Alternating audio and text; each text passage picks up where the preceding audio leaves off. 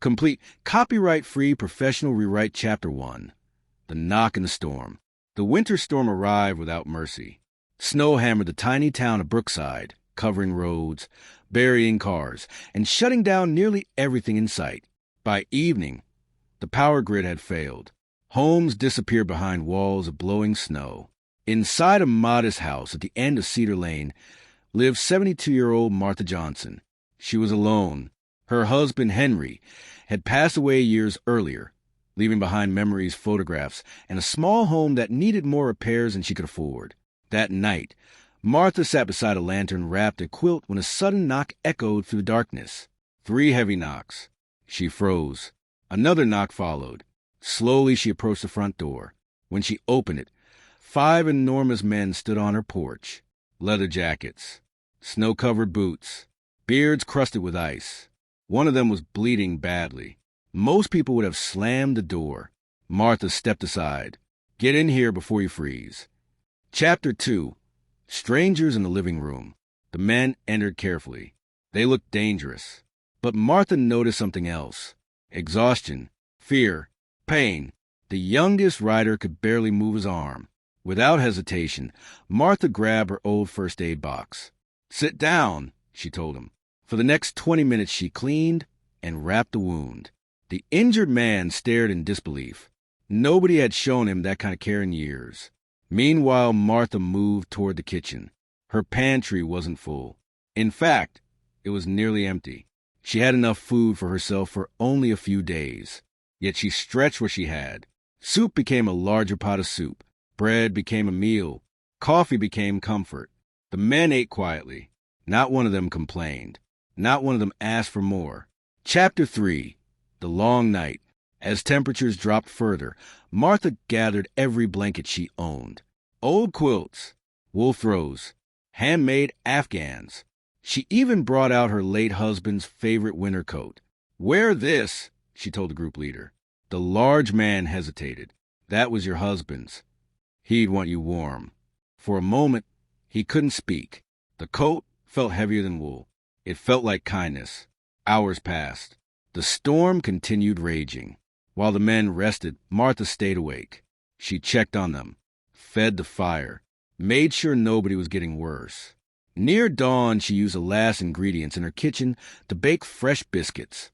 She wanted the strangers to have breakfast before they left. Chapter 4. A refused payment. Morning finally arrived. The storm had ended. Sunlight reflected across untouched snow. The bikers prepared to leave. Before stepping outside, their leader pulled out a thick stack of cash. "Please take this." Martha shook her head.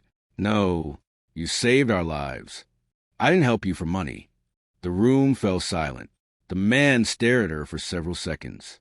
Then he slowly put the money away. Instead, he asked for her name and address. "Just so I can thank you properly someday." Martha laughed. "You don't owe me anything." But she gave him the information anyway. Before leaving, the men cleared snow from her walkway and repaired a broken screen door. Then they disappeared down the road. Martha believed she would never see them again. She was wrong. Chapter 5. Unexpected Visitors. Several weeks later, strange things started happening. Fuel deliveries arrived. Roof inspectors showed up. Workers offered repairs already paid for. Nobody would explain who sent them. Then one morning, a black luxury SUV stopped in front of Martha's house. Neighbors immediately noticed. A sharply dressed businessman stepped out. For a second, Martha didn't recognize him. Then she saw his eyes. "The biker," she whispered. The man smiled. "Yes, ma'am." Chapter 6. The Truth. His name was Richard Sullivan. He wasn't simply a biker. He was the founder of one of the largest transportation companies in the region. His business employed thousands of people. His company was worth billions. Yet none of that mattered to Martha, because when she met him, he wasn't a CEO. He was just a freezing stranger in need. Richard sat at her kitchen table. "Martha," he said, "I've met powerful people my entire life. Most of them wouldn't have opened that door." She remained silent. "You gave us everything you had." Then he placed a folder on the table. Inside was a plan that would change everything. Chapter 7. The Gift. The first page covered her home. A new roof, new heating, new plumbing, new windows. Every repair completely funded. The second page described something even bigger. A community kitchen. A place where struggling families could receive warm meals. And Richard wanted Martha to run it. The third page included neighborhood improvements. Street lights, sidewalk repairs, a playground. The final page brought tears to her eyes. 2 annual scholarships named after Martha and her late husband. For several moments, she couldn't speak. After years of hardship, someone finally saw her. Not because she was rich, not because she was famous, because she was kind. Chapter 8, A Legacy of Kindness. Months later, the community kitchen opened. Families filled the dining room. Children laughed. Volunteers served meals. Neighbors who barely spoke before became friends. The scholarships helped students attend college. The playground became the heart of the neighborhood. The bikers returned often, not as strangers, as family.